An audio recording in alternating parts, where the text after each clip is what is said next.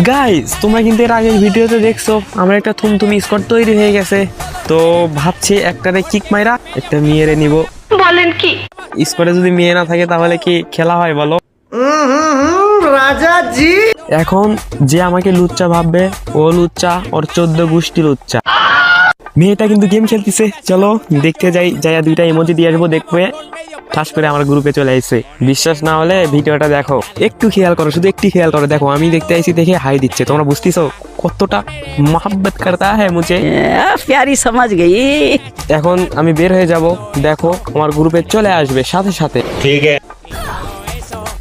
দেখো ওইখান থেকে বের হয়ে আমি রুট টু গ্লোরি দেখছিলাম, তখনই আমার বন্ধু অ্যাড দিছে। অ্যাড দিয়ে কি বলতিছে তোমরাই শোনো। বন্ধু, শুনলাম গ্রুপে নাকি নতুন মেয়ে নিতাছস, তো আমার এনেস, অন্য কাউকে বাদ দিয়ে দিস। আমি তো জানিসই আমি কত ভালো খেলি গ্রুপে মেয়ে থাকলে। হ্যাঁ এখন তোমরা আরে লুচ্চা বলতে পারো, কিন্তু আমাকে বলতে পারো না, ঠিক আছে? গ্রুপে একটা মেয়ে নেওয়াই যায়, আমি নিছি, কিন্তু এ যেটা করতেছে এটা লুচ্চামি। দেখো মেয়েটা কিন্তু গেম থেকে বের হয়েছে, আমি একটা অ্যাড দিব আর চলে আসবে সাথে সাথে। দেখছো চলে আইছে। চলে গেল।